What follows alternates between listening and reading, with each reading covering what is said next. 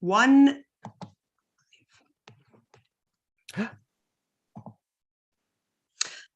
everybody, welcome to Somewhere Over the Rainbow, Writing Queer SFF. This is part of Glasgowin2024, our bid for Worldcon, which I'm just going to go ahead and say is going to be a thing. So I think we're all hopefully very confident of that. Thanks for everyone for joining us. Feel free to say hello in the chat. Let us know you're here. Hello to everybody watching as well on YouTube. If you've got questions, comments, please pop them in the chat. Be aware though, because this is a Glasgowin2024 Worldcon event, if you are here, if you are participating, you are bound by our code of conduct, which means generally be a decent person with no harassment, no racism, no sexism, no inappropriate behaviour, no anti-trans, nothing like that. It's a safe place for everybody, inclusivity, diversity. So if you're here, please be aware of that. Can you please turn on the captions? They should automatically be on. I will look at that in a minute. If I can just get my lovely guests today to introduce themselves while I'm fighting with the closed captions. So, AK, do you want to start us off? No. Oh, we're not going alphabetical? Yeah, hi, I'm AK Faulkner. I write urban fantasy with queer characters. Very popular choice. That's all you get. That's all we get. Excellent. That's okay. all we need to know. You're not getting my life history. Go away. Maya, would you like to go next? Sure. So I'm Maya MacGregor. I also write as Emmie Mears and as Sylvie Greenhart. I write pretty much exclusively queer stories under all of those pens. And yeah, I write sort of the gamut of fantasy. I've written urban fantasy, everything to epic fantasy and contemporary. So yeah, I'm a bit all over the map. All them wizard books. Okay, and last but not least, GD Penman or Ray? Yes, I'm in the same boat as Maya. I'm just as all over the board. If it's got wizards and dragons in it, there's a fair bit. I've written some of it. But as far as queer stories go, the ones you might know me from are the Year of the Knife and my Dungeons & Strata series. Fantastic, thank you very much. I'm PS Livingstone. I am the area head for events for Worldcon, and although I don't specifically write queer SFF, obviously it's very important to me that I have representative characters across all of my works. So I'm a writer, ghostwriter and editor. So I wear lots of different hats as well, across lots of different maps. So, yeah, okay. So I think before we kind of get into sort of the nitty gritty, there's a very important question that I have to ask all of you, which is, do you have any straight people in your books, and what do you think they add to the narrative? Why did you put them in there? I mean, what's the reason for them? I've got one. I've got a straight guy. I've got a cisgender, heterosexual, straight, able-bodied, neurotypical guy. He's only a side character, but he is there. So I just want you to know I was doing it for the diversity points. Yeah, you're representation. You're just ticking absolutely all the boxes. Absolutely, yeah. You know, that way he's got all of it covered, and then I don't need a second neurotypical character, and I don't need a second straight character because he covers it all. He covers all of it, yeah. Does he have a personality? What? Why? Have you ever met? Sorry, better not say that actually. Hey, I'm right here. Come on. At least do it behind my back. Yeah, sorry. No, he does actually have a personality. I'm sorry. I'm letting the side down a bit there. I think I actually do have one straight white guy in one of my books. I think. Oh. I mean, he's a villain, obviously, but there was a straight white guy in the Year of the Knife. Yeah, there we go. I've ticked my box. I can sit back and relax now. Excellent. Well done. Mission accomplished. Maya? Occasionally, yeah. A lot. Well, it depends on sort of what I'm writing. I've got an epic fantasy trilogy, as Emmie Mears called, the Stonebreaker trilogy, and that book is sort of just a queer norm world. So while there are like mixed gender romantic relationships, etc., straightness and queerness is not conceptualized the same way that we do on Earth in this flaming hellscape. So I tend to do that with my stories, just because I don't know, like a lot of, like, I'm sure all of us have experienced this, like even before I came out, I clumped with other queer people without really realizing it before we ever came out. So it just, for me, it sort of makes sense to have that existing. And sometimes I have a few straight pals. For now. For now. What's it like? Yeah, exactly. But I do. I'm like, yeah, definitely I've written straight. Not straight. Okay, Maya, are you going to go, I can write straight people because I have a straight friend? Because that's not okay. Yeah, that's No, it was more of a actually trying to figure out if I do have straight people in my books. Some of my favorite actors are straight. I mean, I feel like I need to state this for the record that we are just taking the piss out of things that are said to queer people. Yeah. I mean, Yes, we definitely are. This is really not us trying to, like. No, it's definitely a paraphrase on the ridiculous nonsense. Yeah. Why do you have a queer person in your book? Why did you add them? Oh, diversity. Even better, why do you have so many queer people in your books? Yes. Like, that's just unrealistic. Queer people only make up approximately 0.001% of the real world. Why have you got more than one of them in a book? And it's like, because we do clump together. Yeah. We just clump. So if you found a queer person in a book, you're just going to start tripping over them. Yeah. Like, if they're just going to be like breadcrumbs. Yeah. What is the collective? What is the collective impacts, noun? What is the collective noun for a group of queer people? I think it depends on the letter of the acronym, because if it's a disaster of bisexuals. Yeah. Right. Okay. But I'll let other people speak to others. It's definitely a blage of trans people. Although I was in IKEA yesterday and they didn't have any blages, and I'm just like, well, how can you be trans now if you can't get blage from IKEA? For translation's sake, that is the shark. Yes, the shark of transness. Yes, the shark of transness. That's fine. I think it's a polyamory of pansexuals, but I'm not sure. Polyamory of pansexuals, nice. Sounds legit. It does. Well, they'll just end up on top of each other in a pile. Who knows? Surely it would be a polyamory of polyamorous people.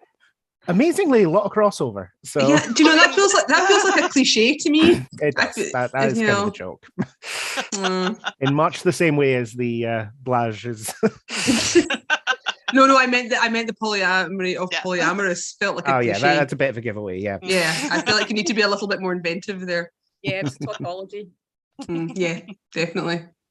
Okay, well, now we have that out of the way. I feel like we're off to a rip-roaring start. Now that we've got our straight characters out of the way. Yes, now that we've dealt with that lot, let's move on. Thoroughly pissed off everyone who's straight in the audience, essentially. Yeah, we're very sorry. We love you. So, AK's not sorry. We never are. I'm never sorry. Never sorry. It's autistic to care. Yeah. Okay. So I'm just going to start off. I know with this, I'm going to jump about with the questions and we'll just see where we go. We know we've got a list, but I suspect that we may take a tangent at some point during this conversation. Hands up, how many people have got ADHD in this room? Just the one? Oh, well, there's definitely going to be at least one person causing tangents then, sorry. So AK's off on their own tangent and... Bye. They haven't tested me for that one yet, sorry. Is it on the list? Is it you're working your way up to it? I'm working my way down the list, yeah. No. Work your way up the list. Be unusual. Don't go down the list, go up the list. Going alphabetical, like we introduced ourselves. Is ADHD not going to be near the top then? Yes, probably. Probably should have tested for that for autism. Robin's here. Thank you, Robin. Yes, okay. So you're not alone. I'm not alone. No. All right. So question number one then. Do you think it's easier to introduce queer characters in an SFF world? If so, why? AK, I'm going to start with you because I know that we sort of briefly discussed this question. Is like, are we talking about with other genres or specifically SFF? So what are your thoughts on that? Well, that's it. I'm like, do we think it's easier to introduce queer characters specifically in SFF as compared to other genres? or do we like mean in life? So I have a grand unified theory of genre, and I could be talking out of my arse, so fair warning, there might be bum speak coming up, but there are generally political spectrums within genres. So crime and police procedural is definitely on the conservative side, because you want things to return to the way they were before they started. And that's what the detective does. They solve a crime. They are a catalyst for solving the crime. The personality of the detective generally doesn't change throughout. Lord Peter Wimsey an exception. But by and large, the goal of a detective novel is to return things to the status quo, which is quite a concern. And I'm not talking political parties when I say this, when I say conservative. I'm talking... Small c. Yes, I'm talking a lead. As opposed to the big C. Yes, you would like to... you would like to know that the world is safe. And you would like to know that the status quo is preserved. And I think SFF has stories which fall on both sides of that. So you can have fairly small c conservative SFF, and you can have progressive SFF. And in small c SFF, where again, it preserving the status quo. So you've got this like Return of the King, that sort of thing. Yeah, you've got a science fiction and fantasy. So when you've got a reasonably conservative SFF, you have a disruptive thing going on, and the goal of the protagonist is to return it to normal. Whereas in like dystopian, the goal is to overthrow the system and free everyone from oppression, which is a very progressive goal. And so I think, coming back to the question, introducing queer characters in progressive SFF is almost a given. It's easy, it's obvious. And in small c conservative, it's not necessarily obvious. You might have a background character somewhere, but it's rarely something that gets included. You might have an allusion that someone off to one side. You could have the light year version of queer, where apparently there's a kiss somewhere in the background. Think of the children, etc. Yeah. Or you can have, Sulu held another man's hand for 3 seconds. That's the representation you're going to get. Enjoy your crumbs, queer people. Don't worry, we can cut it out for markets that don't want it. But then you get queer SFF where the queerness is baked in. And by and large, they are fairly socialist storytelling methods. They're quite progressive, left-leaning, where either queerness is something that is just normalized within the universe, or it's something where it's introduced to something that should be normalized within the universe. I don't think it's SFF in particular that makes it easier, quote unquote, to introduce queer characters. We've got a lot of, particularly in young adult right now, we've got an awful lot of queer narratives in contemporary romance, like Heartstopper, like all of the ones that immediately escaped my mind the moment I switched, boyfriend material, that sort of thing, red, white and royal blue. So when it goes, and also, I don't know if you've seen this, certainly within the UK, certainly within London, there is a habit of shelving any queer fiction in the young adult section, whether or not it is, because it's a queer narrative, so it must be young adult. Well, for so long, we've only been allowed to write coming out narratives. So, of course, every queer narrative is a young adult narrative. Don't be silly. You've forgotten the other mainstay of queer storytelling. They all died, yes, I know. Yeah. Buried up to the neck in sand. I'm going to completely disagree with you. Yeah, fair enough. No follow-up. I just completely disagree. No. In sci-fi and fantasy, we are creating the whole universe from the ground up. We can make it whatever we want it to be. And that means that the experience of queerness doesn't have to be baked in. I know Maya was talking about this earlier. the fact that in her worlds, the distinction between straight and queer aren't as distinct because they've been built from a civilization that isn't based in this dichotomy.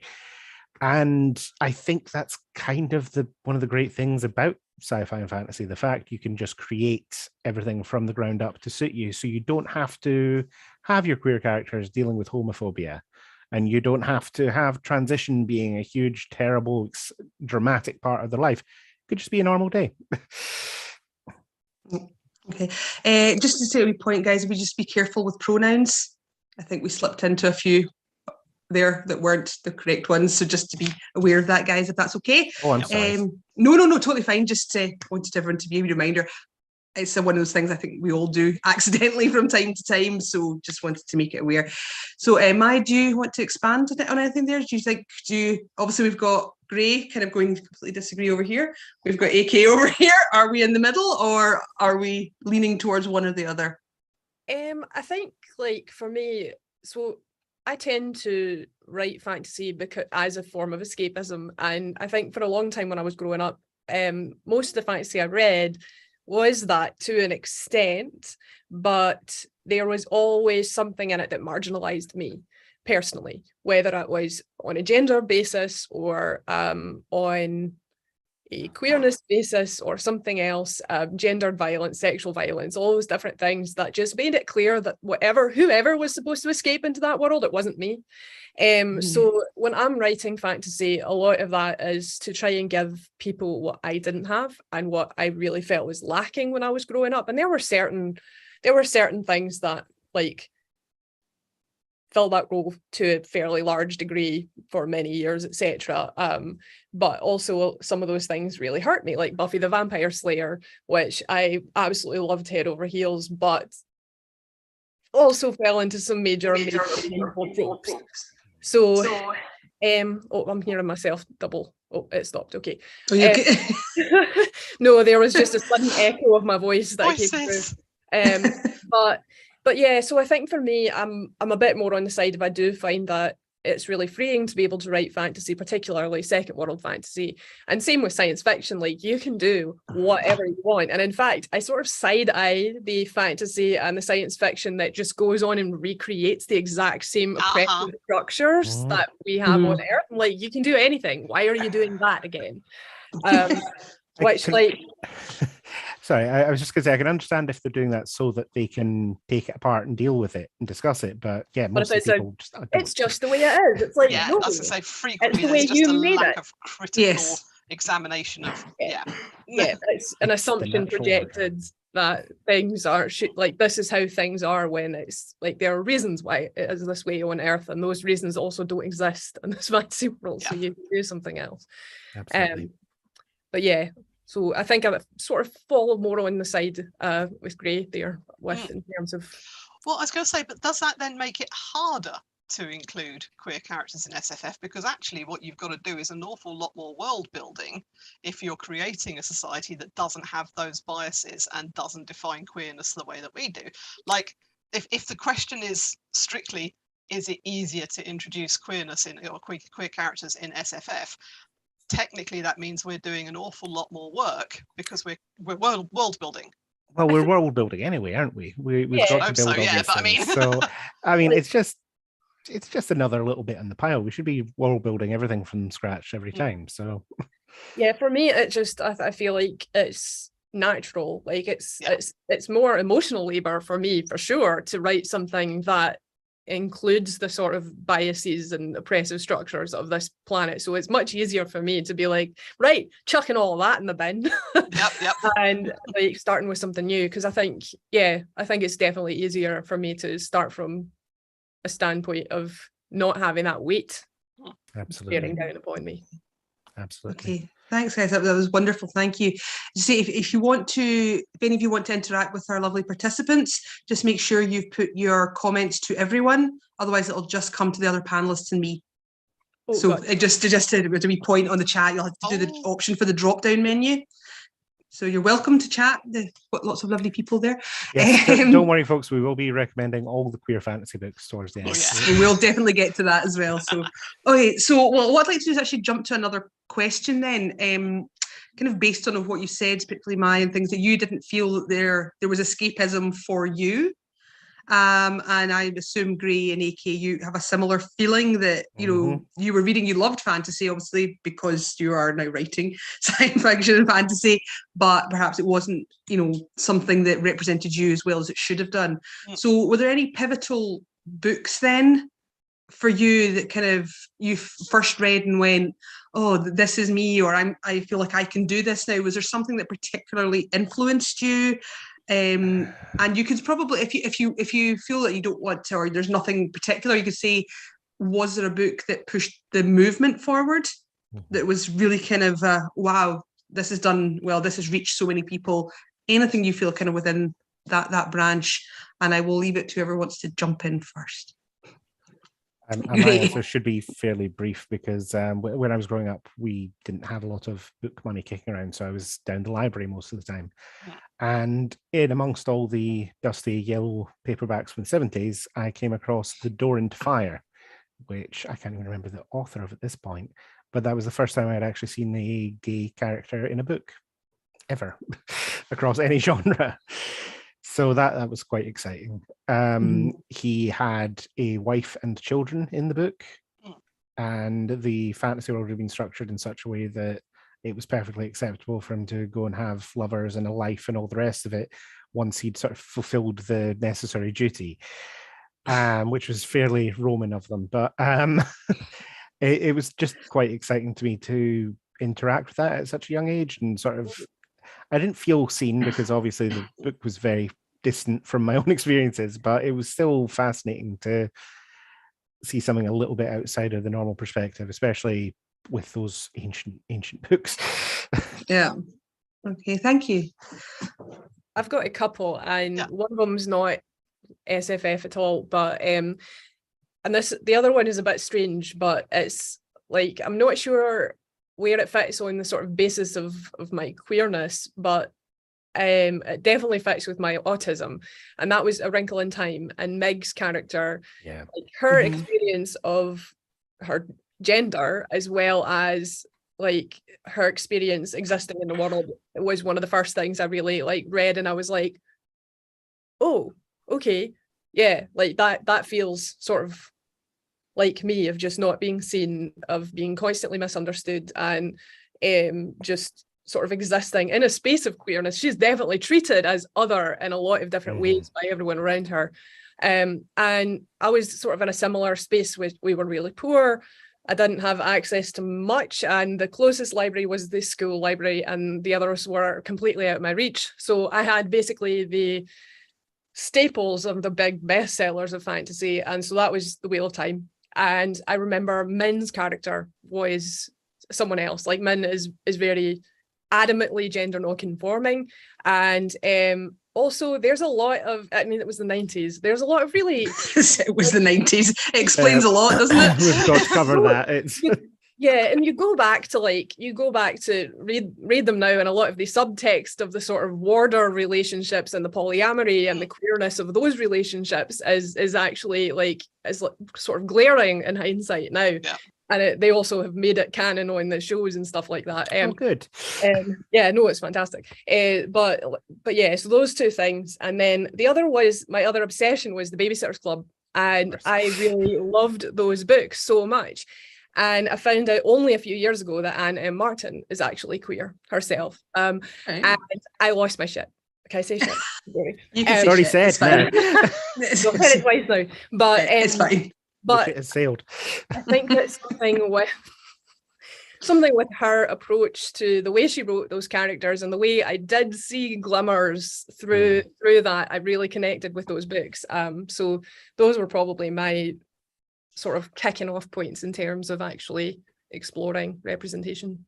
I think the first book I remember reading that had an on the page queer character, not imagine it yourself, not DIY, insert your own queers, was the Blood series by Tanya Huff. Yes. And they had a side character who was openly gay, and then got his own series, which alas only ran for what, 3 books, I think. It was only 2, I think, wasn't it? I'm vaguely sure it was 3, but I'll have a look. yeah. But yeah, and I mean, again with the autism, you just kind of go, yeah, cool. And it's only in retrospect I started thinking, actually, I didn't see myself in books growing up. And because, like, especially when you do a lot of like writers workshops, and when you're learning the fine art of writing books, and also I come from film studies land, so a lot of media studies is also about audience self-insertion points. How does the audience see themselves in the narrative? And I literally have spent most of my adult life going, what a load of rubbish. Nobody actually sees themselves in media, surely. Oh. Oh yeah, no, that's like, well, yeah, lots of people do. Right, apparently they do. Do you think then, like, so you're just saying about the film background there, AK, do you think that there's any, like, terms of the progress that film or TV has been any better than books, or I mean, is it kind of even? We could have an entire second seminar just talking about the Hays Code. So it's a can of worms right there. I don't think TV has been, I think if anything, comics have been leading the way. Okay. I think TV is still playing catch up, because TV costs a huge amount of money to produce, especially if it's SFF, because the visual effects budget's involved. Which makes them more small C conservative with it again.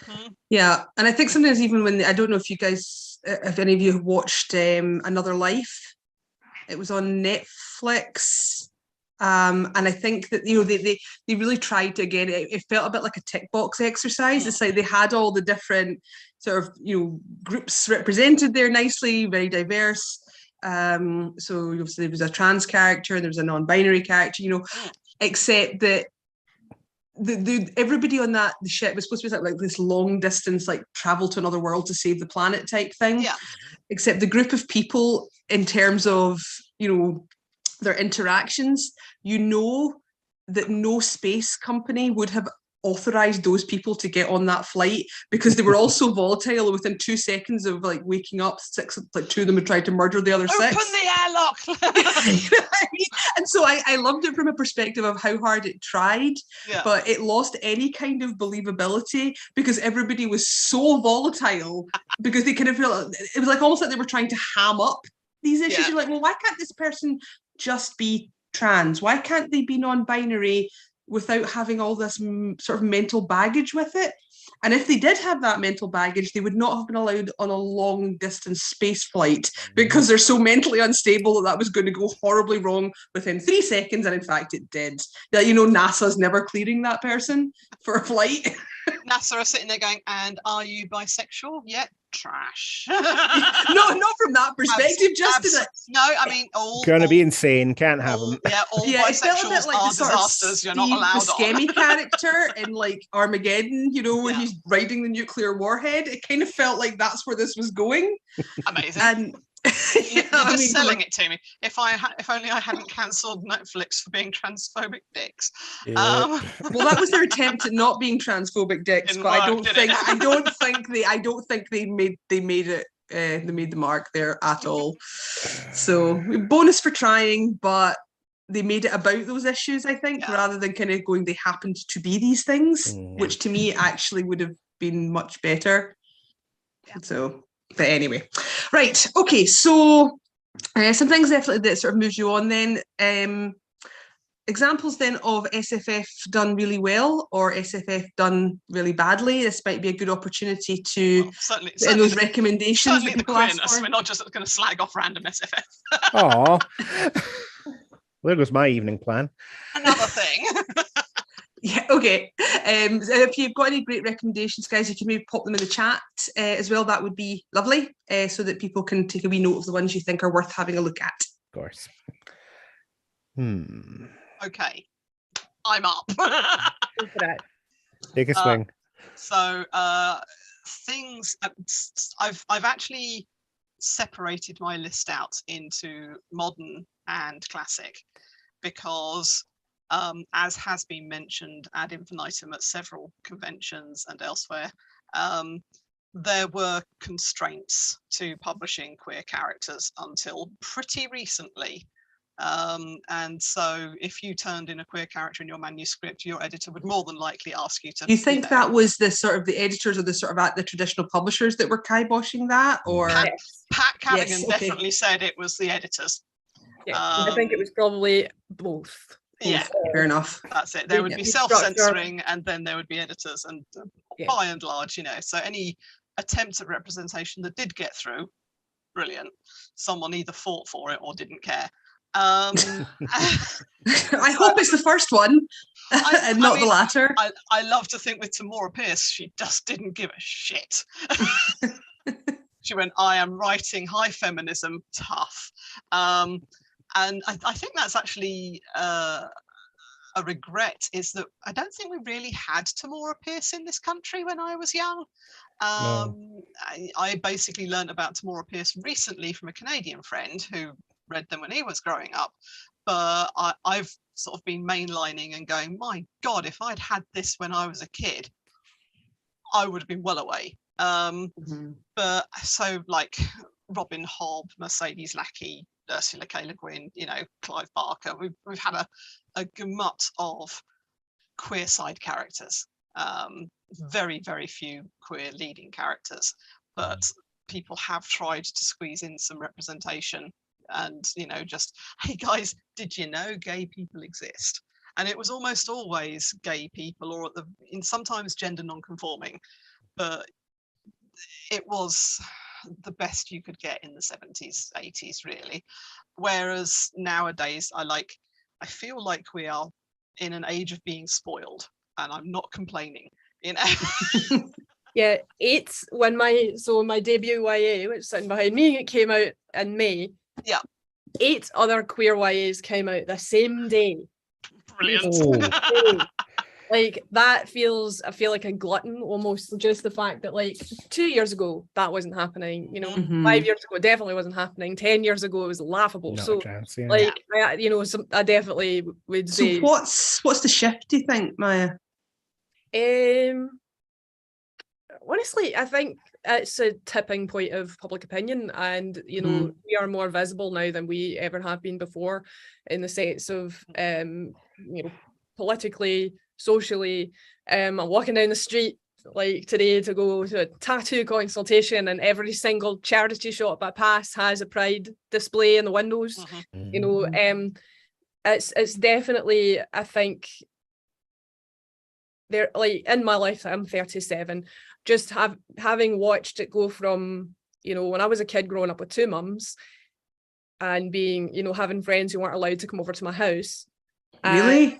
Yeah. Wow. Yeah. Like to go from that, watching like Ellen come out in the 90s was just formative moment. And like through that, just sort of increasing refusal to be in closets. And I think it's been that of just the sort of permeation of the understanding that we all, every single person knows queer people. Whether they tell you or not is a whole other thing. But like, I think people understanding and realizing that, everyone around them, they're, like they know us. You know someone. Yeah, you know someone, 100%. You may swear up and down that you don't, but you do. But you do, yeah, exactly. Would anybody want to? And I don't know behind any your queer back, people. they're laughing at your shoes. But yeah, so I think it's really just been that sort of tipping point of the recognition and the understanding that we are far more common than people were led to believe, I guess. Absolutely. So, and I think bisexuals, like there's so a lot of us. We're everywhere, coming out of the goddamn walls. I think there's a lot to be said for the fact that it's Generation X who are now in publishing, who are in editorial positions, who are in slush management positions, who are in the position of marketing these books. And we grew up in the 80s were very queer. Like we had Section 28, but it was also an undeniably queer as hell decade. And the 90s were slightly more regressive in a way. We kind of went back to Will and Grace, where the gay man is played by a straight actor, and he's mostly a joke, you know. And then the gay side character is also a joke. Yeah, great, brilliant. But I mean, I distinctly remember going to a Pet Shop Boys concert when I was 14-ish, and we were supposed to be going. I was supposed to be going with two other friends, and only one of them turned up. And we got to Wembley, and I was like, so where is so and so? My mate went, oh, her mum won't let her come because the Pet Shop Boys are gay. And I'm just like, it does not compute. She worried she'd catch it or something. I think maybe if Neil sings loudly enough, you will catch the gay, like depending on how close to the front you are. Is that not what happened to everyone else? I mean, presumably, and maybe that's actually. So is that what happened to you, Gray? You went to a Pet Shop Boys concert and that was it? Yeah. Just through the radio. That was all it took. Fair enough. I mean, in all honesty, if there's a gig that's going to turn you gay, it's Erasure. I've been to see them loads of times and I'm still straight. Oh, see, it just doesn't work. Are you though? Well, but yeah, I think, and so because we've now got we've penetrated publishing and we're taking over, we're now getting books like, you know, River of Teeth, Gideon the Ninth, like Black Leopard, Red Wolf, you know, Light Brigade. I mean, Light Brigade is an excellent example of a narrative where queer people is just normal. The book is not about queer people. It's, you know, there's no confirmation or denial that the lead character is either male or female. There's actually, or any other gender, you know, there's no guarantee, because at one point, one military person refers to the main character as he, and someone else refers to them as she later on in the book. So there is no guarantee that the protagonist, Dietz, is any. You can insert any gender into the protagonist that you want, and you will be correct. But also, it is also very casually mentioned throughout the book that this character has two mums. This character has like two dads and a mum. You know, there's no. It's just completely normal within the universe, without necessarily making any of the characters queer or not queer. It's just a factor of the universe. And so I think there's space for both things. There's space for this character is queer and the story involves their someone's asking AK for the name of that. That was Dietz in The Light Brigade by Cameron Hurley. Okay, do you want to maybe pop that in the chats? Sorry, thank you so much. Just so people can get that, the name of the book, I think. YouTube chat seem to be very excited about Gideon the Ninth. Yes, as they should be. disaster sapphics in space. Yeah, well, again, I mean, like Gideon, well, the whole Gideon and Harrow and Nona, it doesn't have to be light, fluffy queers. You know, and just because they're queer, they don't have to be dating each other. And, you know, because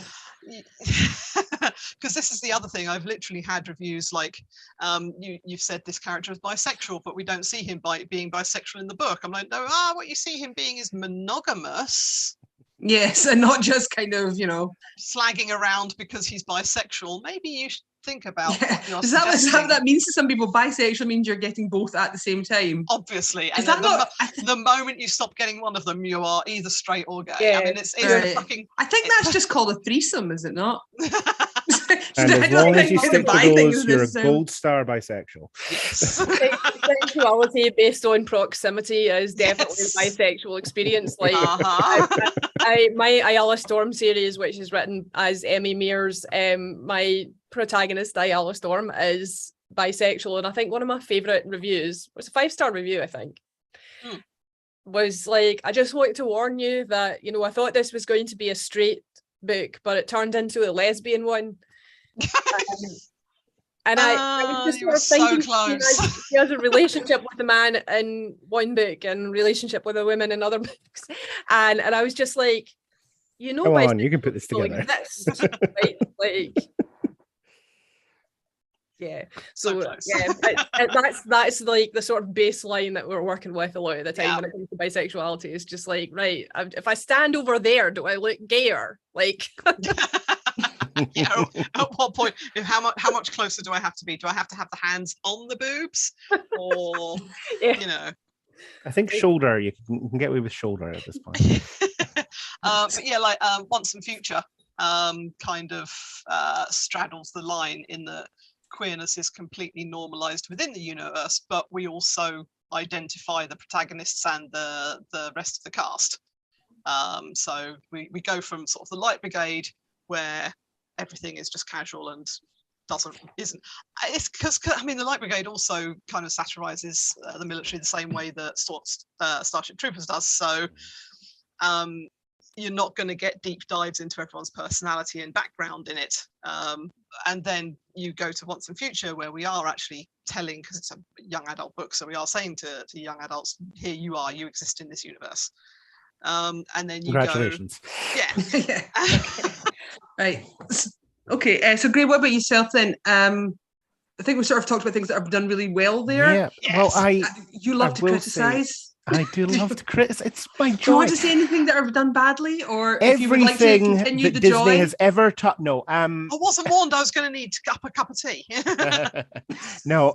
What I was going to say, we were talking about the difficulty of inserting queer characters into small C conservative fantasy stories, and one that does it really well is The Priory of the Orange Tree, where it is almost a historical setting. You do have the same restrictions that we had in the real world, but it's still a queer story. The characters are still queer. It doesn't stop just because the world is unfriendly to them. And in continuing with the shouting out about conservative books, Richard K. Morgan wrote some fantasy books with a gay main character, and that is literally all you know about the main character. Yeah. After 3 books. Enjoy his personality. Gay. Oh, yes. It's How fine. close He was- definitely how close didn't was betray he all of man. standing? Yeah, well, that was it. It's fine. He didn't betray all of mankind because he might get some dick. It was fine. It was. Fair. Okay. We'll take it. So there, you got one complaint out of me at least. I was expecting far more, if I'm honest. I am trying to be restrained here. I used to work on a trans book review project where we were paired up with a straight reviewer and a trans reviewer, and none of them were straight. They're all trans now. But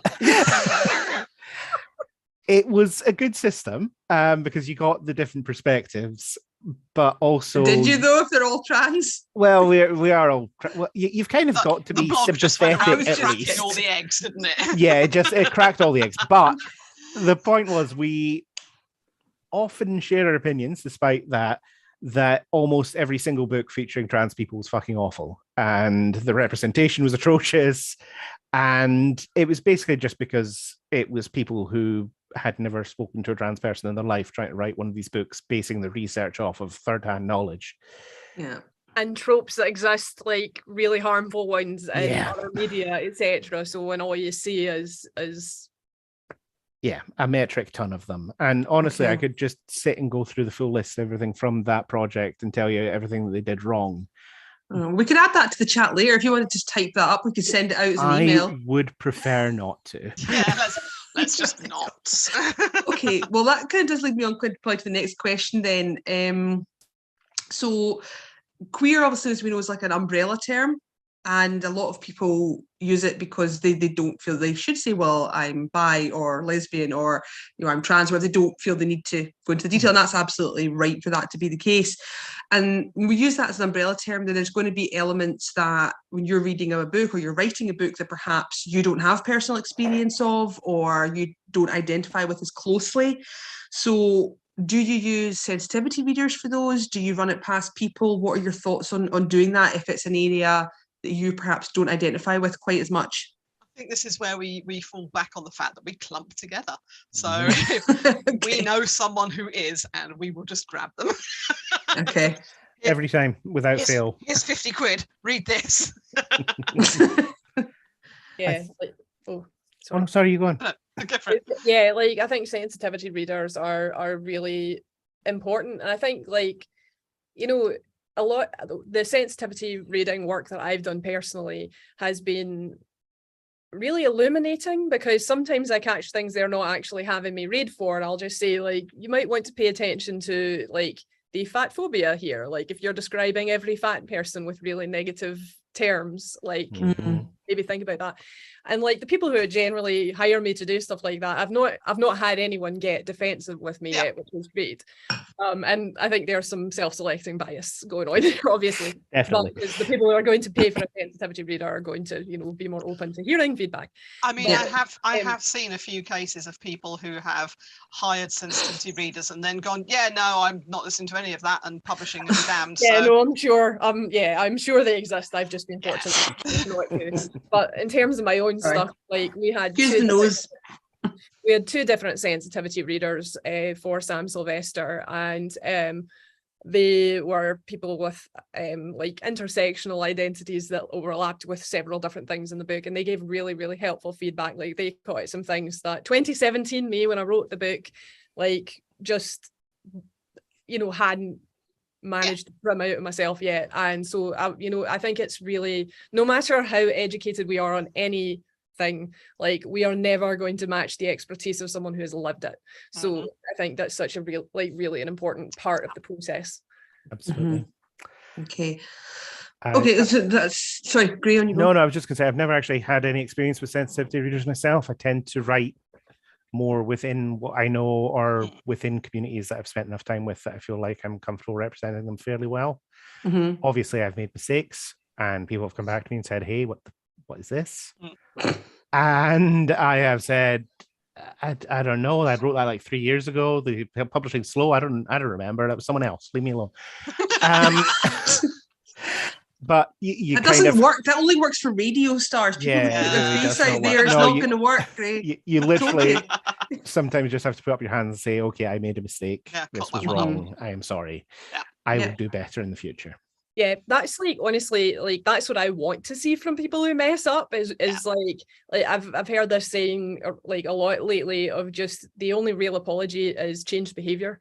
And I think that's really true. So it's like if someone comes to me and tells me that I've messed up, and like A, I want to know, and I B, will go on and not do it again, because I like I think it's no,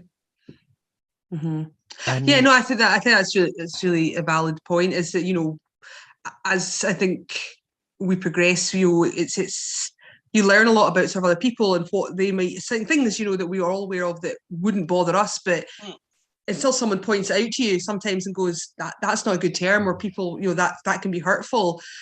You know, I would hope most people don't go out to do it, but it's how you respond when somebody tells you that is hurtful. You've got to then take that advice on board, and I think thank you guys, I think that's a really good point. I think it's also incredibly important to understand for any non-queer viewers, but also some queer viewers who might be watching this. I think it's really, whichever identity you have, you don't necessarily know every other identity. Just because we've all been lumped together as LGBTQIAP plus doesn't mean a gay man can speak to a lesbian experience. It doesn't mean a lesbian can speak to a trans experience. It doesn't mean that, you know, and so you can't just go, oh, I've got a bloke mate who's gay, he can read this trans character for me. No,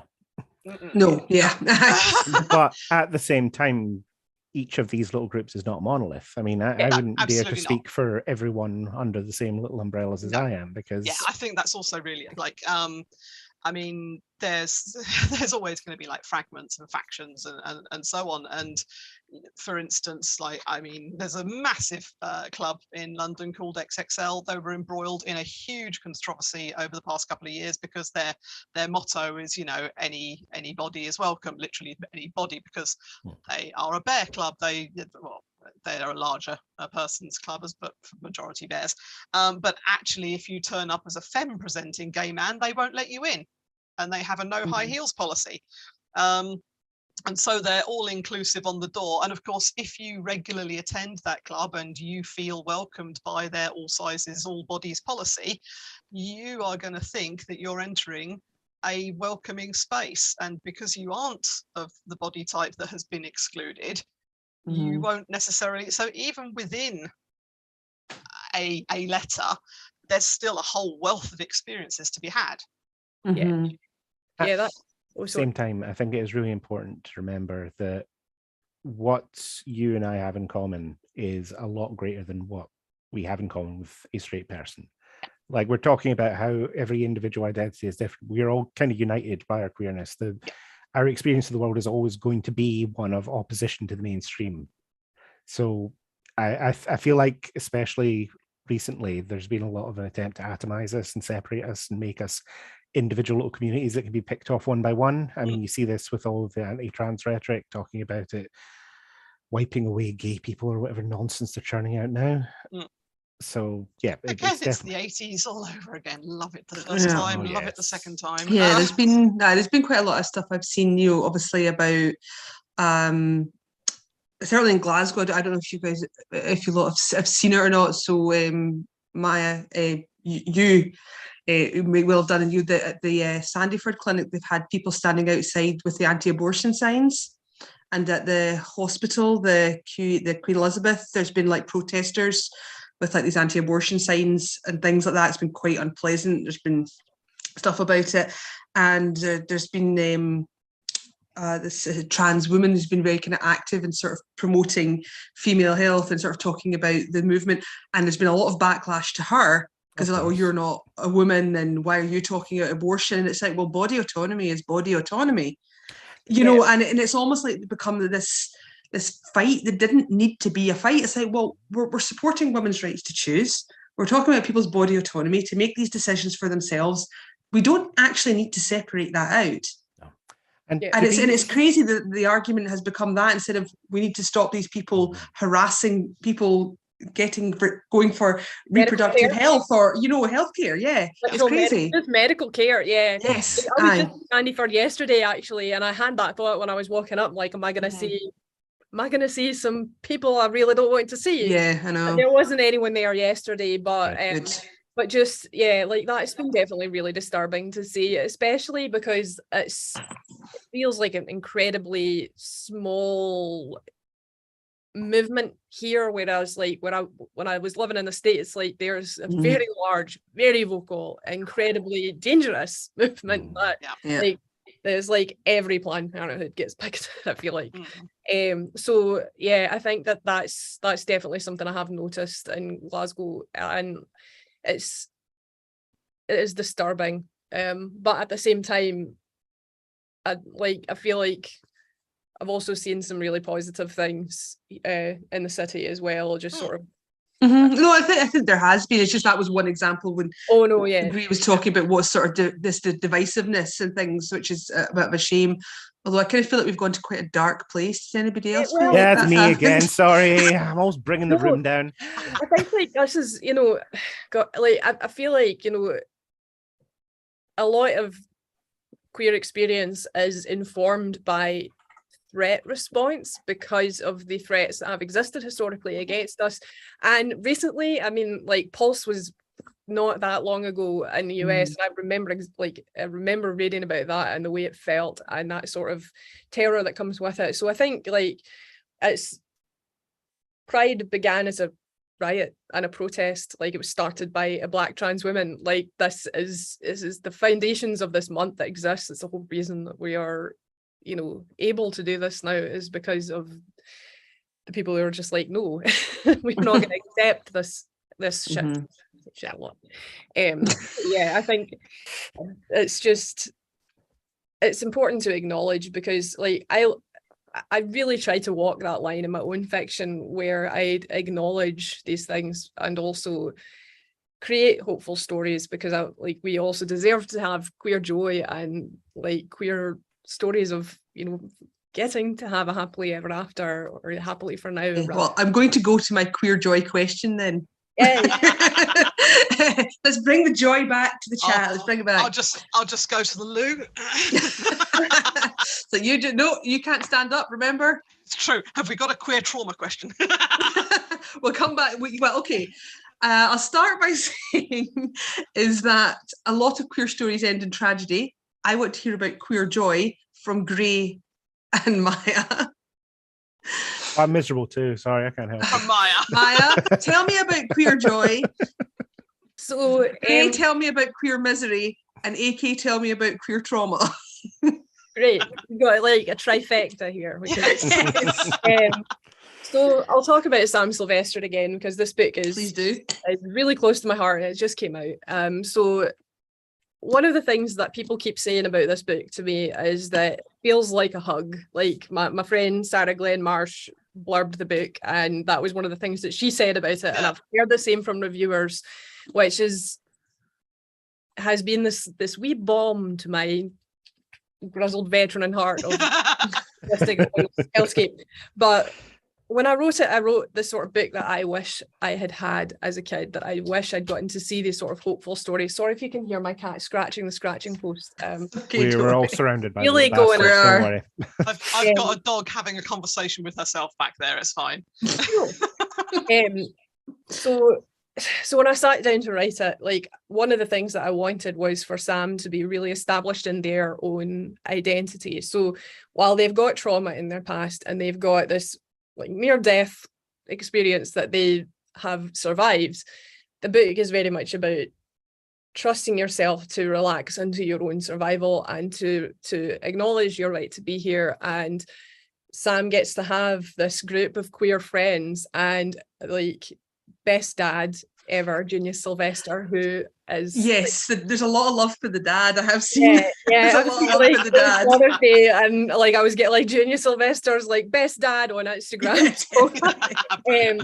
But like, so you get to see a lot of queer joy as Sam is going through this like major processing of post-traumatic stress and dealing with a murder mystery. So like current things that are happening that are quite traumatic as well. But there's this sort of just through line of acceptance and safety within that acceptance. And I think that was really important for me to show, because like when I was 15, 16, if I'd had this book, I might have known myself a bit better at the time, or at least felt seen in a way that I didn't feel seen until I was in my 30s. So I think that like portraying queer joy, it doesn't have to be all fluff, but I do like to see more fluff. Like I love fluff. I love seeing all of it. I recommend Cemetery Boys.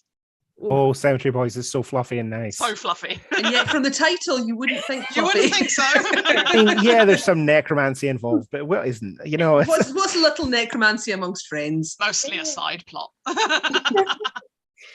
But like, yeah, I think that it's just been really nice to get to see stuff like Heartstopper, and which I'm obsessed with and I've watched 5 times. Like, and just see that, you know, happening, because I do feel some grief, like as someone nearing 40, that I didn't get to see this when I was that age, that like my younger queer years were taken up by extreme internalized homophobia and a lot of pain. But at the same time, just like, yes, next generation, like we've got you.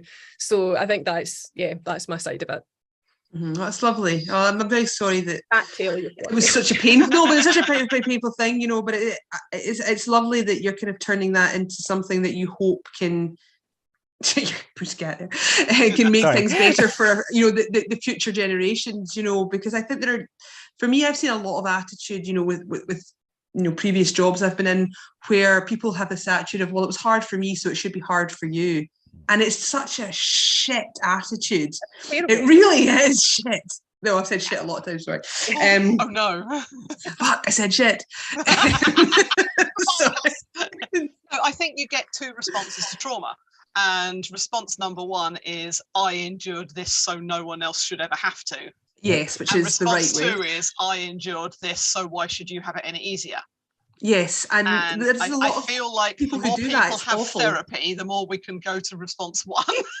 Yes, I hope so. And I think there's too many especially sort of public sector organisation cultures that I have worked in, where that seems to be the attitude. It's hard, it's just tough. People get bullied. That's just the way it is. And I think, no, I see something horrible, and I think I don't want them to experience that. And I don't understand it. So I love, I think that's where you've taken that pain and take that into a book where you hope that, people can experience a happiness and sort of find themselves a bit earlier. So thank you very much for sharing that. I really appreciate it. Okay, Misery, great.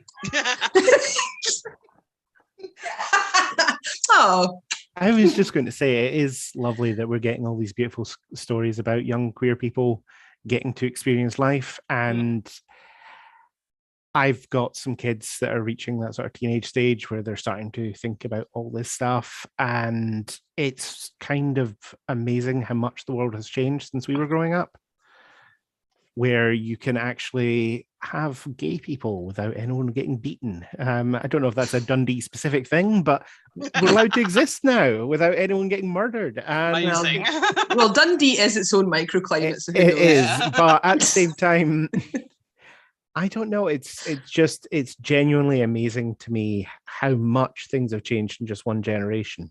Yeah. And it's also horrible to me how much I internalized the fear from when I was younger.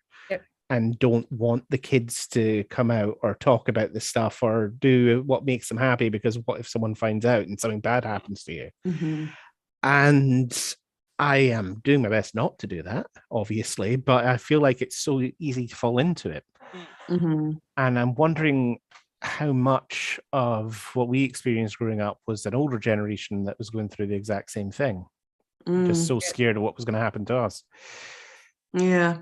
And that's a fair point, actually. It turns out we end up wearing cat ears on the internet. Yeah. and writing books about the intergenerational that as well, nature yes. of queer trauma. Do you know, Gray, that wasn't miserable. That wasn't miserable. What the hell? Okay, hang on. No, actually, time's up. AK gets to talk trauma. You've had your moment. Sorry, you blew it. I was missold the miserableism. False advertising, if ever there was one. Yeah, I decided to do this thing where because there's lots of lovely representation in media, why shouldn't I give some trauma? Because you're a monster, yes. I am a monster, I'm sorry. This is true. I'm not sorry. Basically, I had a whole lot going on when I decided to start writing this series, and that whole lot was basically, we have so many victims of sexual assault, particularly in queer communities. The rate of sexual violence among targeting queer people is a lot higher than the rate targeting straight people, and I wanted people to be able to see themselves in these books, and I wanted them to be able to see that no matter what had been done to them and what they had lived through in the past, they could be heroic, they could find love and joy, and they could be deserving, and they could be important, be not full of guilt and be sidelined, and someone's tragic backstory, basically. Oh, that's sad, that happened to them. Anyway, moving on. And so obviously what I've done kind of is I've created a series which is so intensely personal to all of my readers that none of them will talk about the books in public. So word of mouth is really right down at the floor. Because I have had readers say to me, I would love to tell other people about these books, but then I will have to tell them why I like them. Mm. And I'm like, you don't have to. You don't owe me marketing. I literally wrote these books to help you. The end, and so I think it's genuinely important that we've got the trifecta. We've got the queer joy. We've got the queer miserableism, and we've got the in-between stage of it's horrible, but you can still be a hero. To be fair, I had exactly the same experience with people approaching me and telling me how my story about gay people playing D&D, falling in love, that really spoke to them because they too were nerdy and wanted to get it on the Dungeon Master's table. So Who doesn't? Who doesn't? Oh man. Okay. Well, thank you for the trifecta, even though Grey, I really expected better. Yeah. But I love you really. It's fine. 5 out of 10 could miserable harder. Yes, I really definitely. can. Have you read my books? Honestly. This is true. Okay. So we've covered. So okay, I'm going to move on and talk about the variety of romantic relationships in your book. So I know that you've both sort of touched on that like a little bit anyway. Grey, you talked about that. So have you then? You may not be able to answer all of this. So you've got a variety of them. If there's sort of asexual characters, did you feel what the challenges might have been between writing sexual and asexual characters? Was there a difference if you did that? But if you don't have that sort of those two sort of extremes, then feel free just to sort of talk about the variety of sort of romantic relationships. We'll talk about friendships slightly separately, if that's okay. Of course. Yeah, I have asexual characters and extremely sexual characters in my books. Different books, not interacting, sadly. That would have been a lot more fun. No, my my Dungeons and Strata books, the main character is quite clearly on the autism spectrum. He's asexual, and it definitely shapes a lot of his experience of the books, where there are relationships going on around him and he understands them in a logical way, but not in the biological way. Doesn't understand the sort of impulse behind it. But is there a romanticism there still? So if they're asexual, are they also aromantic or not? It's quite complicated because there are hints at romantic relationships, but he's just not getting those hints. So like all the readers are getting the hints loud and clear, and they're going, these two are going to be together. And I'm sitting there going, I don't think he's noticed yet. So got that to look forward to.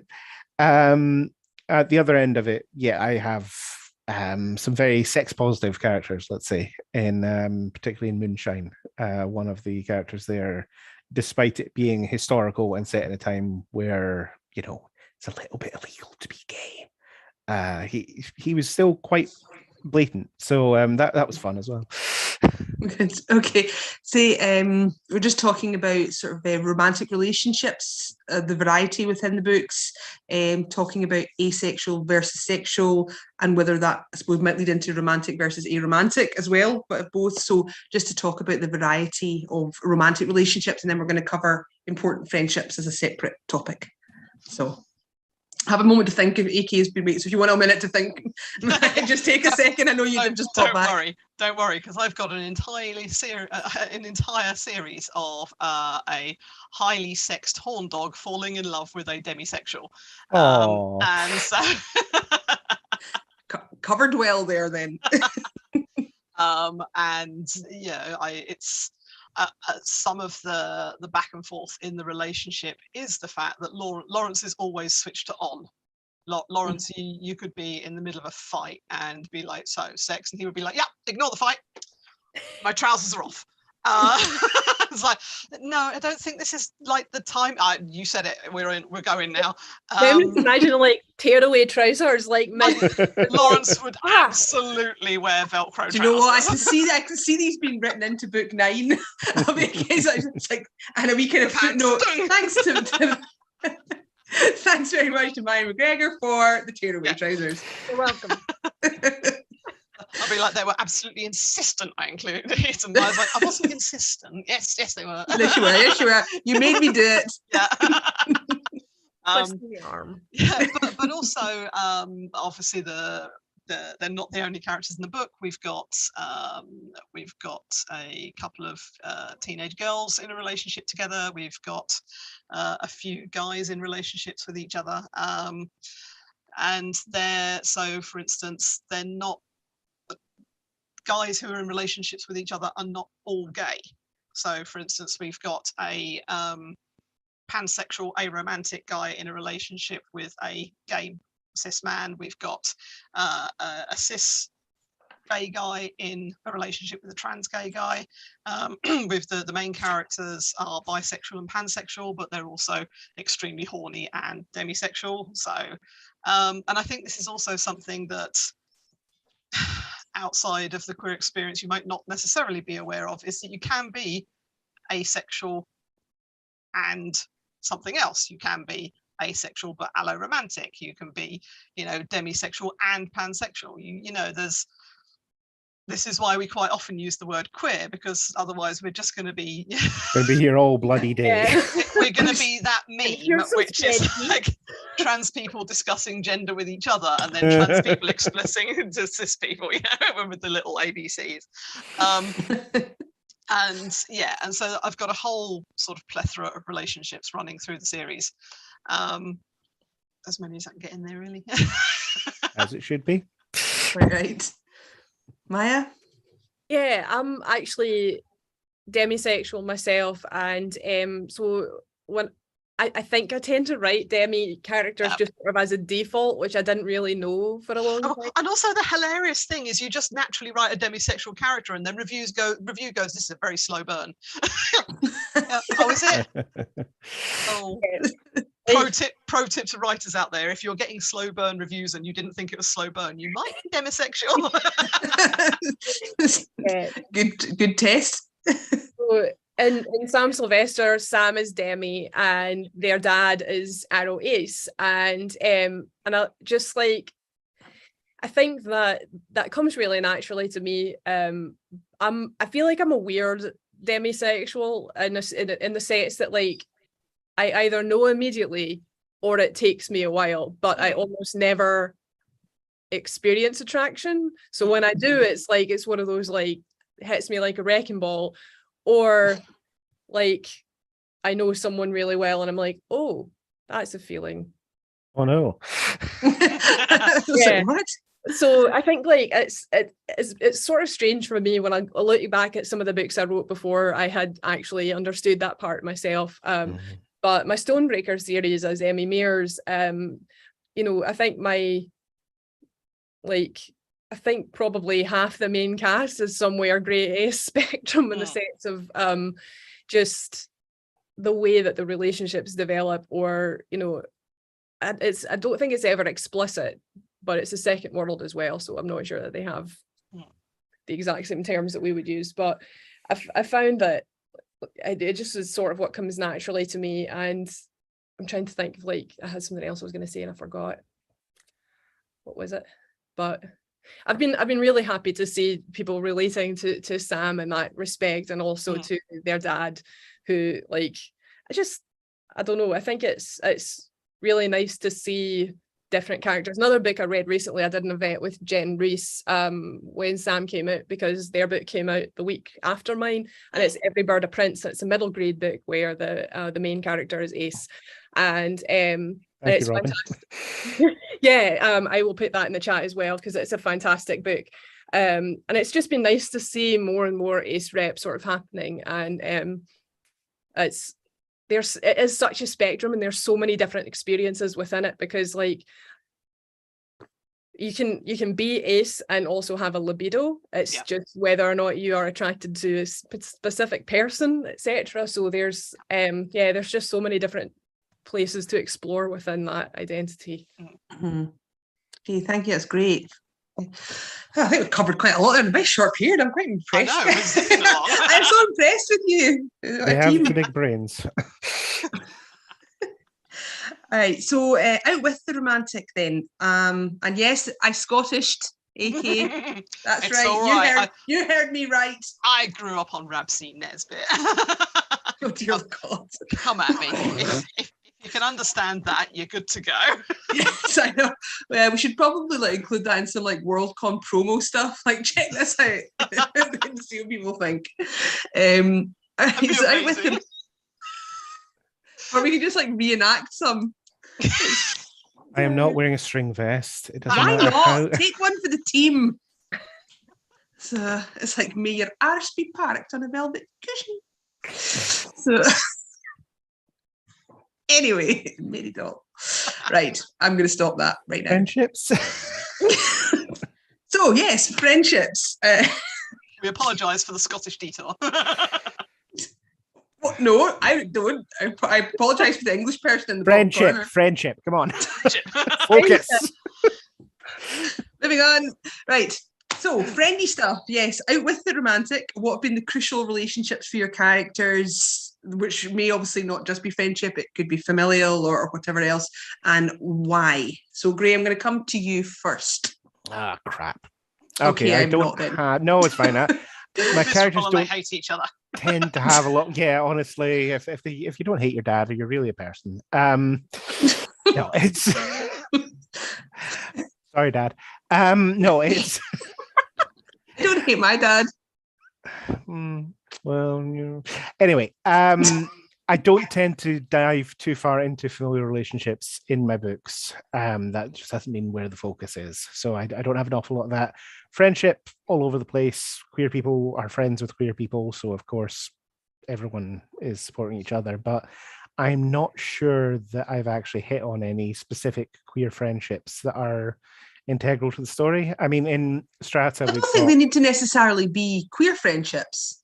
I suppose it could be something that just was your character's queer, but there was a friendship that sort of helped them. That doesn't need to be a queer friendship as such, if that's helpful. Okay. Well, I mean, again, going back to my protagonist, Martin, in the Strata books, he's greatly aided by his friendship with Lindsay, who is sort of the leader of their little gang that plays games together. And a lot of that is because it's sort of padding up the areas that he isn't strong in.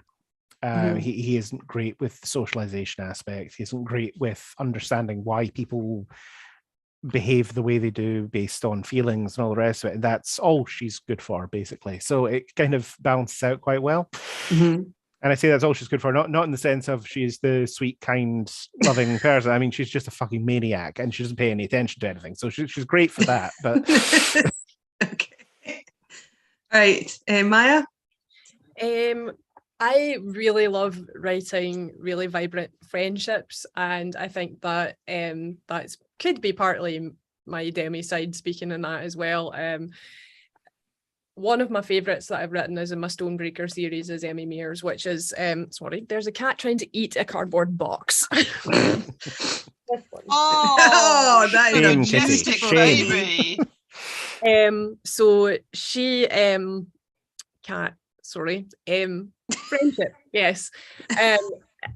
The sort of primary protagonist of the Stonebreaker series is called Corinne, and in the first book, she's really thrown into a very difficult situation with her childhood friend Reed, and their relationship is basically forged through the fires of like having to survive crossing a mountain range in the dead of winter and going to a new place where they don't understand the language and they're the only ones who don't understand the language, and having to navigate all of those different things alongside someone who is just trying to kill them. So their friendship really becomes one of the sort of mainstays of the series, and I really liked showing the way that they interact with one another. Like, they are physically quite like comfortable touching each other. They frequently sleep cuddling or like in close proximity. If one of them's injured, there's like angst. But it's very not a romantic relationship, and it's like Reed is probably Arrow Ace and Corinne is Demi, and I think like I love showing the depth of trust between two people who are just completely ride or die. And I think that that's a really powerful dynamic to write. And I think that like particularly for queer people as well, who like if a lot friends of or family, yeah. Friends or family, and you grow up sometimes quite isolated, particularly if you, like me, grew up in a rural community or one that was quite hostile to queer people. You might not have known other queer people until later, or you might not have been out. So the friendships that do form, if you're lucky enough to have them, can be really transformative. And also a lot of it for me is wish fulfillment, because growing up I didn't have a lot of close friends like that. And I think that that's something that shows in the fiction that I write, and I see it a lot also in other like intersections of marginalizations and like neuroatypical people, and where a lot of the books that I tend to read, and like lit RPG as well, you get so many characters who you can tell people just really want friends. They want ride or die friends who've got your back no matter what, and I think that that's such a cool thing to get to explore in fiction. Absolutely. I love that. And it is just so integral to queer experience. You're absolutely right. And I am now thinking back through everything else I've written, and that is what it keeps going. I say that there's no family in there, but there is always those the found family. Yeah. Or your urban family is, well, I used to call it anyway, like urban family. You got your family, and then your urban family, and we used to do things like urban family Christmas, like before we the friends got together and did a Christmas before the kind of traditional family one, and it's like you were saying earlier about demisexuality. You don't notice that you're putting these things in the books until later on, then you go, oh wait, actually, yeah, okay. I did do that. Okay, so I'm gonna just crack on if that's okay. Sorry, Kate. I'm gonna come to you next for the first question because it's all right. I hate friends, so we're okay. I know she keeps trying to not be my friend, and I just keep bugging her until she gives in. So sorry. I know what her weakness is. Dairy. Please help. Hello, everyone. Well, she was threatening to take over the world. I felt that there had to be some kind of way to stop. And I was like, no, sorry, just wave cheese at her.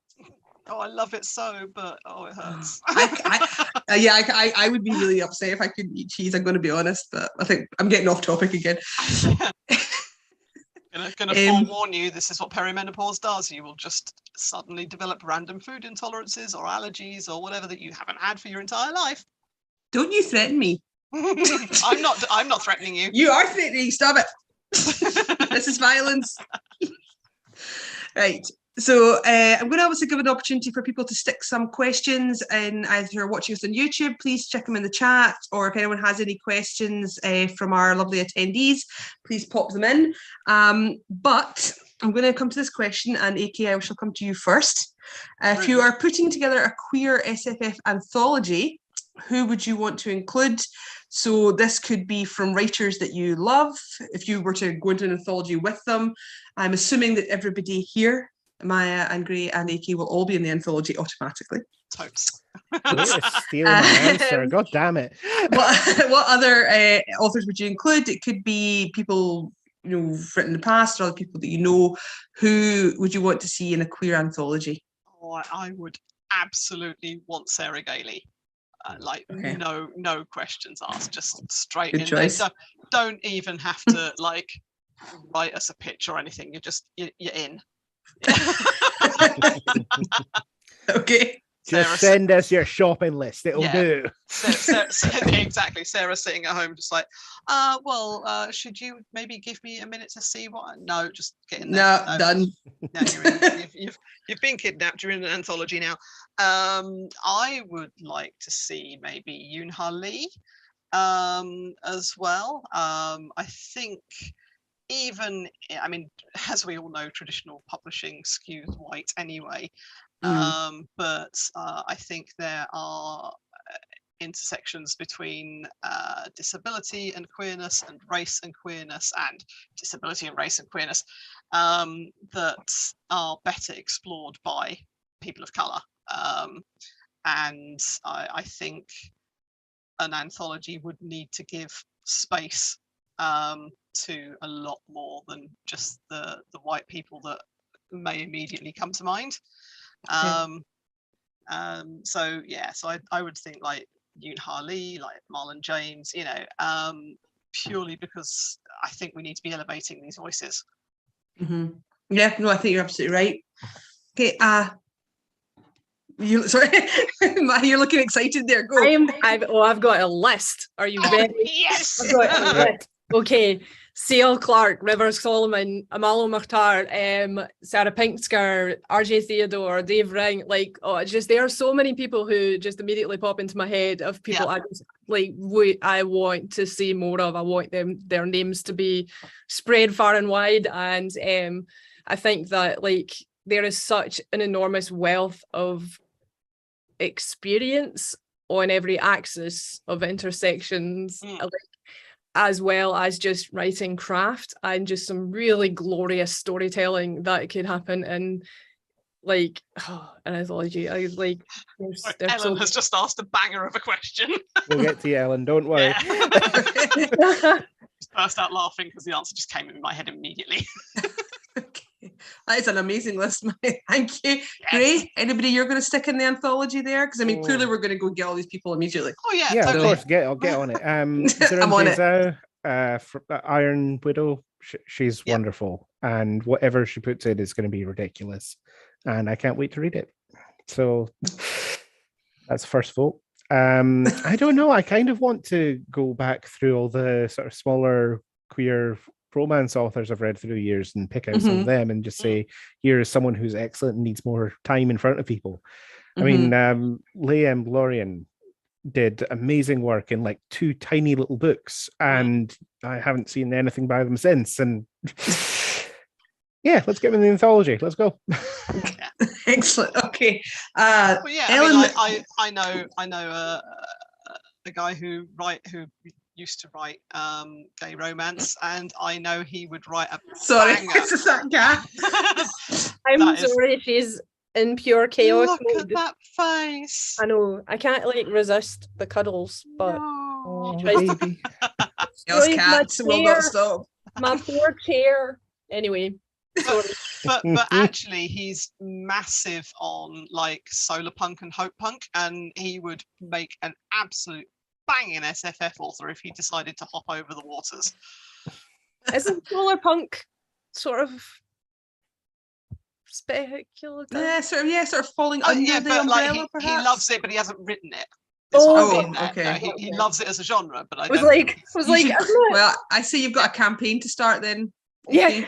So, That okay, we've harassing. got a question in the chat from Ellen. Which one of your queer characters would you most like to accompany you to a Pride festival, and why? I would not like any of my queer characters to come with me to a Pride festival because they're all fucking train wrecks. Sully would get drunk and pick a fight.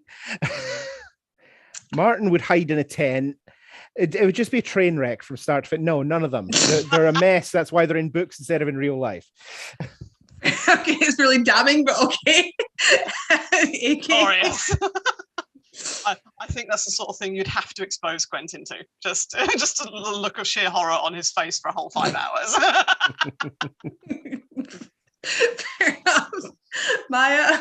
I think Sky from Sam Sylvester, he's the bisexual butterfly of their friend group, and he would be a There's delight. always one. Yeah, there's always one. He is absolutely a disaster. But you'd have fun with him wrecking everything in sight. So like, yeah, definitely him. Trying to think who else would be really great. I think it would be hilarious to bring both Ayala and her partner Mira, because Mira would be all about it and she would be absolutely tearing things up, and Ayala would just be dragged along like, I'm like, this is making me want to kill things. Let me go. Like, let me go kill demons. I'm done. They would be like, That "Nope, is forget preferable to it." this. Amazing. Okay, I'm just going to really quickly check in with YouTube. I think we're okay. Yeah, we're good. Okay. All right. Okay, so what was I say? Right, so I'm going to turn things a wee bit towards Worldcon just for the last wee bit. See if any more questions show up. So Worldcon 2024, that's what we're here for. Glasgow, it's going to be a thing. What is it you want to see? And I mean, obviously from, a general writer perspective, but more sort of skewed to what our topic is today, about from a queer perspective. What does Worldcon look like to you if we're doing it right? Well, for a start, there's not going to be any bloody sponsorship from missile dealers. Yep. That would be a pretty Human small thing, get I would there, say yeah. in general. In general, humans we shouldn't kill them. This is bad. Yes, I would be on board with that. I would like these 2 weirdos, please. Which 2 weirdos?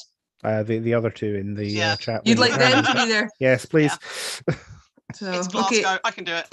Yeah. So you're booked for Worldcon. Gray made me do Fair it. enough. Sorry, there's no Yep. escape now. I've got you, and you can't escape. So that's that. We all saw him do it, so that's Yep. fine. Yep, I can't take the blame from here. I'm only giving the people what they want. Yeah. You know, it's like the world's nicest sort of gladiatorial situation. I'm giving the crowds what they want in a nice, friendly, inclusive, diverse kind of way, and there'll be no kind of gory blood sports of any kind. Oh, sorry, Gray. Okay, voluntary blood sports. Hey, there we I go. think if we have an evening set aside for the gory blood sports, then it's welcoming to all. That's true. That's I called mean, a I disco, suppose I just in the think. gladiatorial style, you people were forced into the arena, which I don't approve of. But if people kind of voluntarily want to go at it, then I'm okay with it. I was going to say that's kind of my speed of disco. Yeah, no, it's like, we've got it. We've got the disco part covered. Yeah, it was sorted. Just make sure your finger goes in someone's eye and there's your blood sports covered as well. Yeah, exactly. Okay, so no missile yeah, dealers I think, and this group. Anything else? Realistically, I think for the most part, we're going to want the same things as non-queer attendees. We're going to want like clear policies on, what's acceptable and what's not. We want, there to be safety procedures in place. We want a clear line of who we speak to in the event of a safety-related emergency. Yeah. But by and large, in all honesty, if you've got Al's posse turning up, we know that's taken care of. So, in all honesty, if Al and Marguerite are volunteering to do any organisation, then we know they've got that in the bag. So,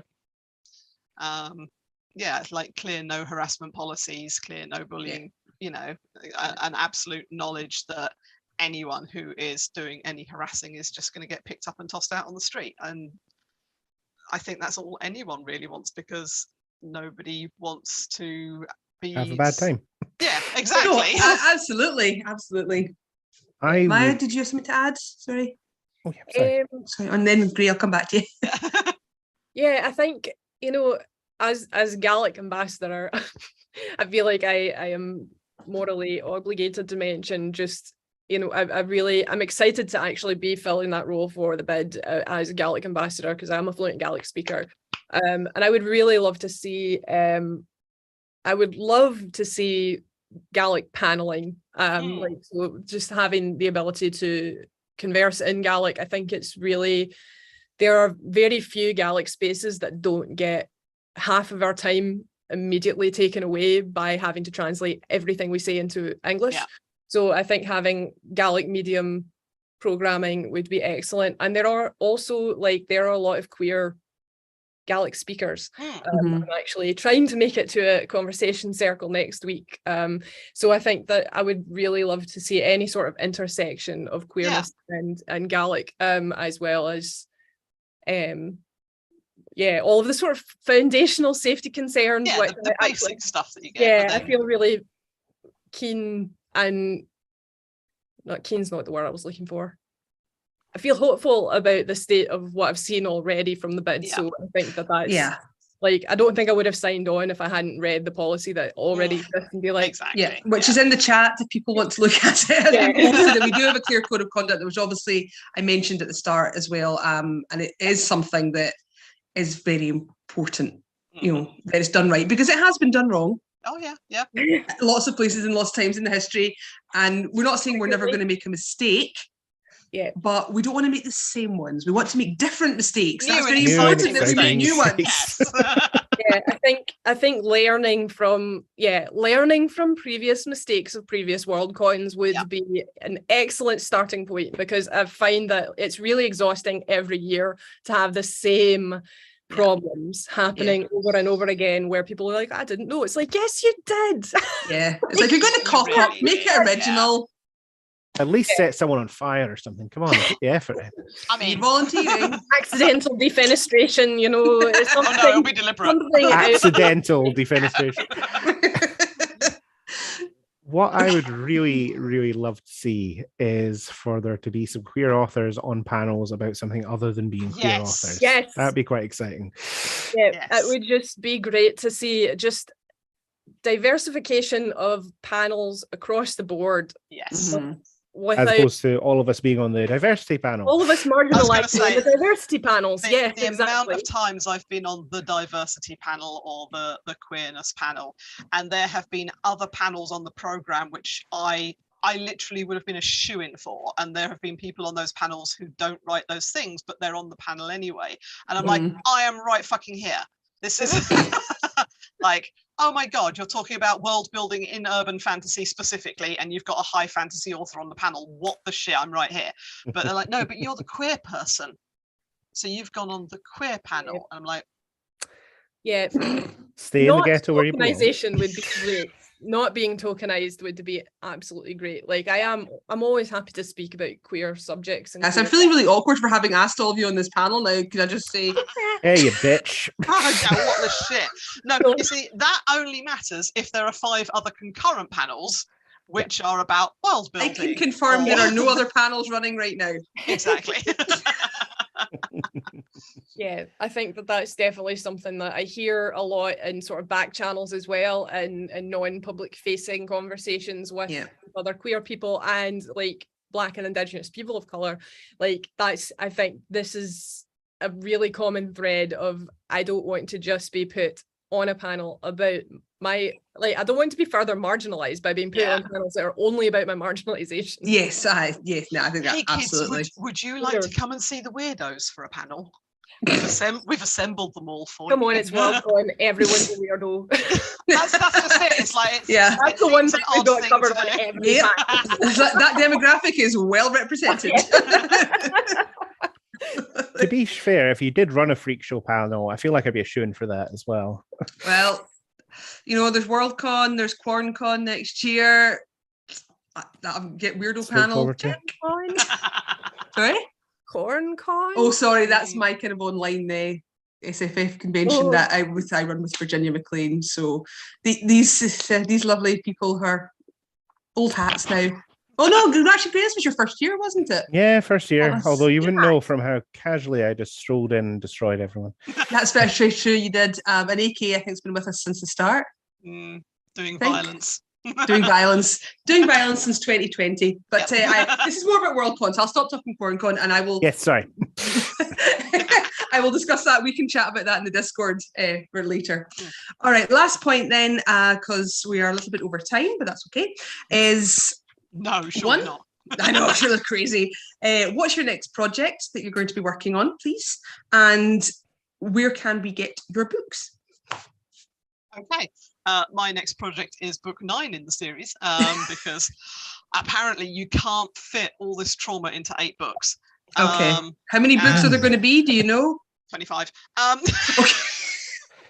9. Good God. What? Well, you see, the best thing to do is just write a series that never ends and have no extra entry points for new readers. Don't take marketing advice from me, kids. It's going to be book 9 of the series. It probably won't be out till next year because, as previously alluded to, there are many surgeries in the pipeline, and so this year's has surprisingly not. I love how you go, it's just major surgery, I'll be writing a book the week after.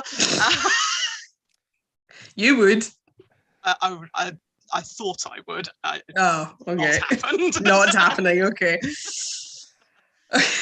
You know what? I wrote all the way through pneumonia. You've got no sympathy for me. Get back to it.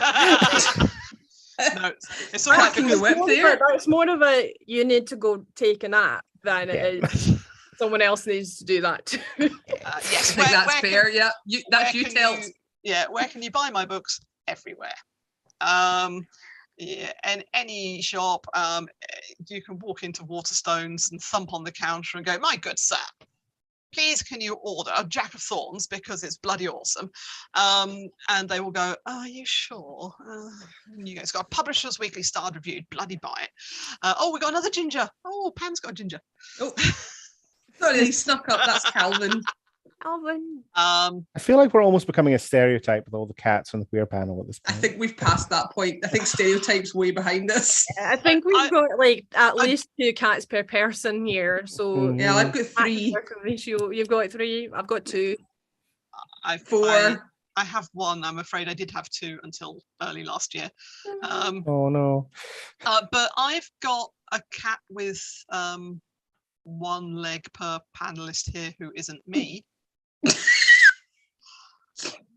Weird way to phrase that, but okay. Yeah, bless her.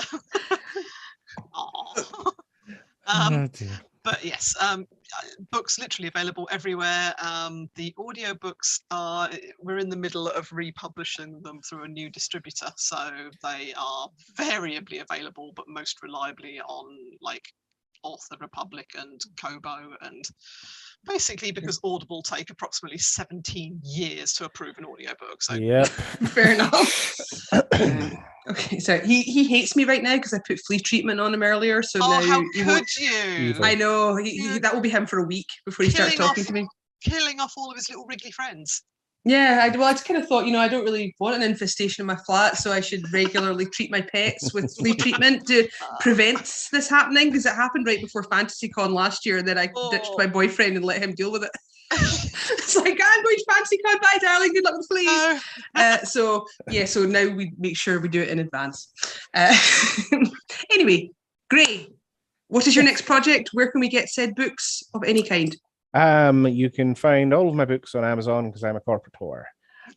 You can get some of my books in pretty much any bookstore, but if you want the full range of them, I think you'll only get them on there because a lot of it's published abroad and things.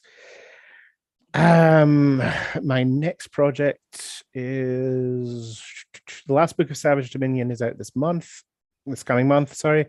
And then the Last King book should start coming out, which is epic fantasy with some queer characters hidden in it. So that nice. Why are they hidden? Why are they hidden, Gray? So that the straight readers get through almost the entire book and think, oh my God, I love this. It's got dragons and necromancers, and wait a minute, those people are kissing. 1 star. Sneaky. Stealth queer, I like it. Yeah, I got to get my hooks in them first. That's the trick. Fair enough. Okay.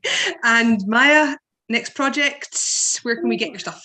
So many projects. So I'm waiting for edits to come back on my next YA called the Evolving Truth of Ever Stronger Will, which my publisher picked up. I'm loving your titles, by the way. Yeah.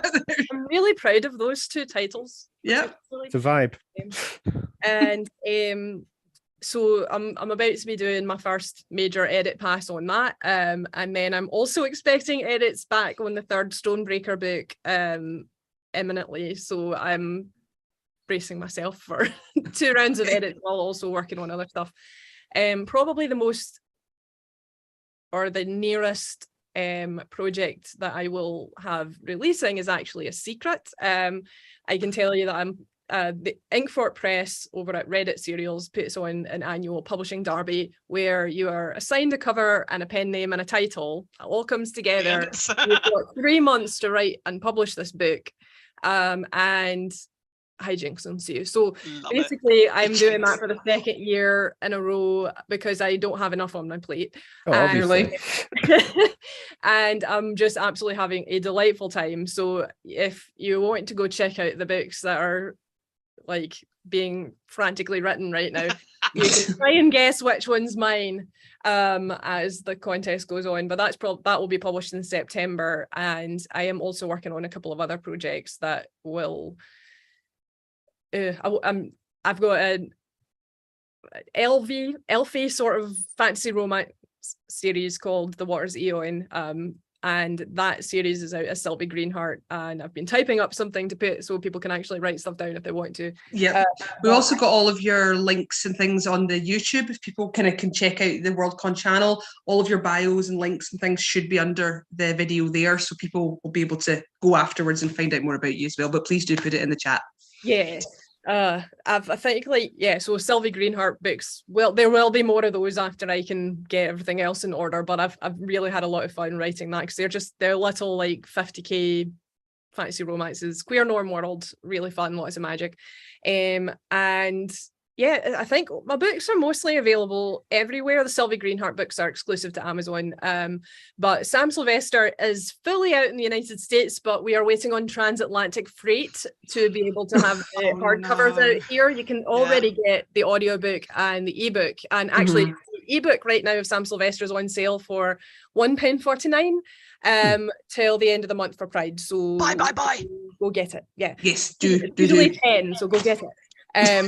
But we will be having some launch events for that in Scotland, or maybe also elsewhere in the UK from August. So I'm definitely looking forward to that. But awesome. Okay, well, listen, thank you so much, everyone, for all your input tonight. I have absolutely loved this, and actually would say I have learned quite a lot, and also just about yourselves as well and where you've come from. And I really appreciate you sharing some of those stories, because they've actually you've been hitting me in the feels, and I resent that in a way because I don't have feelings. So thanks for that. I understand. Yes, I thought you would, which is why I'm forcing my friendship on you, AK. As always. So listen, thank you so much for that. Events coming up for WorldCon on the 6th of July. We have new books, novellas and novels with John Dodd and Stu Hodson. And then we have, sorry? Yes, and yes, and you are interviewing them. That is correct. Thank you. Mind like a sieve. And then on the 28th, we have Tales from the Athlon Society, who are doing a little bit sort of live readings for us. Then we have in August, Miles Cameron, Against All Gods. Oh, I love him. Yes. Yeah, Against All Gods interview. Hopefully, British Fantasy Society, that's still to be confirmed date for. And then Patricia A. Jackson in the 9th, I think, of September, after ShyCon, talking about her books and also the role she's been taking in preventing book banning in the United States, which is a really important issue. So I'm very excited about that. And we've got more stuff, but I'm going to stop talking because I've been doing it for a very long time. And please follow us on Twitter to keep up with everything we're doing. Follow all these lovely people on Twitter. Again, all of their handles are available on the tweets that I'm sure you've seen for this and on the YouTube video. So look out for that. Thank you so much, Gray, AK and Maya, for joining us tonight. And we'll see you all soon. Thank you for having us. Cheerio. Bye.